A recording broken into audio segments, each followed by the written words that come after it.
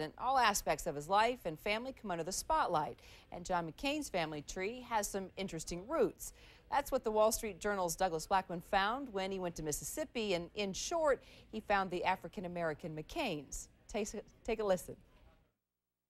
It was a family of McCains who resisted the Ku Klux Klan, led the civil rights movement and voter registration efforts in the 1960s, who integrated public schools and changed this part of Mississippi forever. Those McCains are African-American descendants of the slaves owned 150 years ago by the white ancestors of Senator John McCain. Daddy was very active in the civil rights movement. Mama used to be up, always concerned as to whether he was going to come back, concerned if he was going to be okay. Well, joining me now, Wall Street Journal Atlanta Bureau Chief Douglas Blackman, and in Detroit, Lily McCain. She's a descendant of slaves owned by John McCain's ancestors. Great to have you both. Let's start with this story. I mean, how did you get onto this? How did you find out about it? Did you believe it when you first heard about it? Well, I wrote a book that came out a few months ago that was about the early 20th century treatment of African Americans, and a reader of that book emailed me a few weeks back and suggested that I take a look into the background of Senator McCain's family. And that got me curious about whether there were living descendants, Black McCains today, and what their perspective would be on this historic election at this particular moment in time. All right, we're going to talk about that in a minute, but Lily, I want to get straight to you and just ask you, have you ever met Senator John McCain? And if not, I know you've met his brother. Yes. Tell me what that relationship is like, what you do together. Do you see each other on a regular basis? We've had the pleasure of meeting Joe McCain, and he attends the reunions at TEOC. The families come together every other year. We were together July 24th this year. Unfortunately, I was not able to attend that reunion, but attended 2 years ago, and it was certainly my pleasure to have met him. He was very cordial, warm, extrovert. He's really an energized personality, Joe McCain I speak of. I haven't had the pleasure of meeting Senator McCain. Do you think it could make a difference with regard to diversity issues, issues of race, if John McCain did participate? I think it probably could. It would give him an opportunity to know us. I emailed him back in 2000 to remind him of his ties to TEOC, Mississippi. I heard him say on, I believe it was Meet the Press, that his ancestors owned no slaves. Well, I certainly have carried the name McCain from the beginning of my life, and I've known of the ties to John McCain, and tried to get him to communicate with me about that, but he has been unwilling, at least to date. Well, he actually found out in 2000, to be fair to the senator there, and he did come forward and gave this quote, how the TEOC descendants have served their community and, by extension to their country, is a testament to the power of family love, compassion, and the human spirit. And then he added in the statement, an example for all citizens. But Doug, why doesn't he acknowledge this more and visit with the family members and take part in these reunions when his brother does? Well, the McCain campaign told me when I talked to them about this that he hasn't been to any of the family reunions simply because of scheduling conflicts, that there's not a decision not to do that. But the important thing to me about this story is that it's not about whether the fact that his family owned slaves 150 years ago says something about John McCain today. What this is really a story about is the triumphal way in which the Black McCains, who descended from slavery, have achieved so much over the last generations, fighting off the Ku Klux Klan, integrating the schools in this place in Mississippi where things were really tough for a very long time. Lily McCain and her siblings are just tremendous people. And so these are the kinds of folks who changed America, but also the way that the white McCains have broken from that legacy as well. Without both of those things happening, we wouldn't be having the historic events we're seeing this year.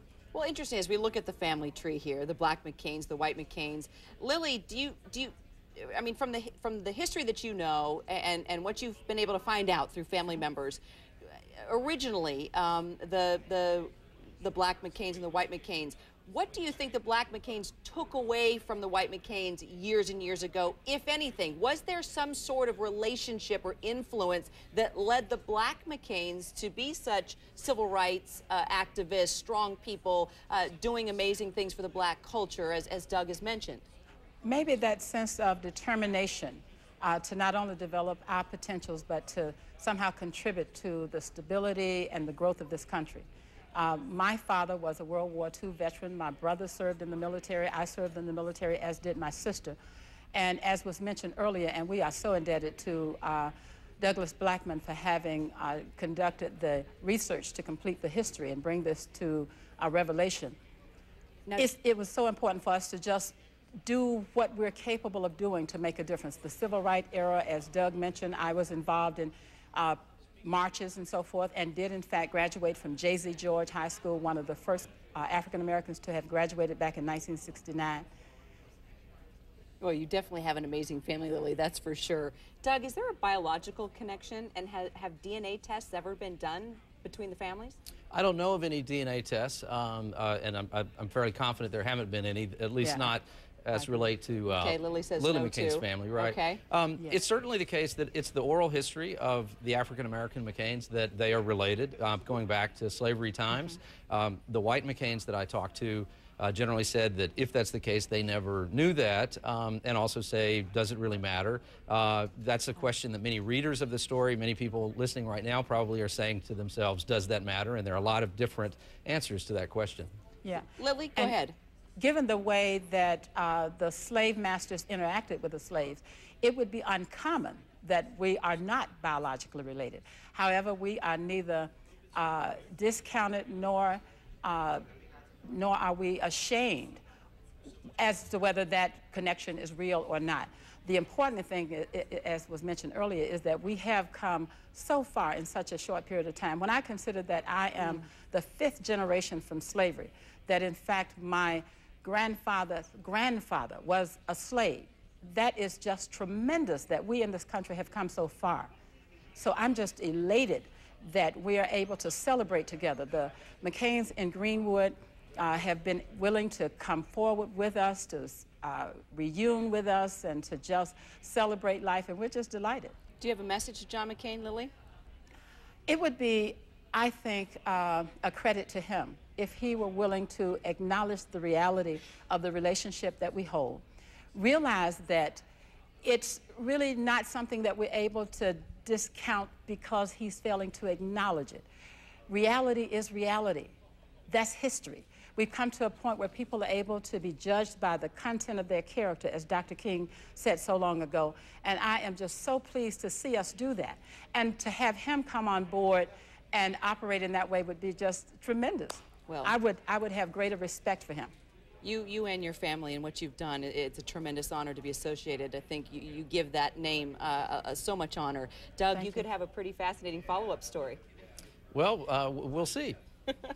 And we will continue. Douglas Blackman, Lily McCain, thanks so much for your time. You're so welcome. 2:37 now. Here's some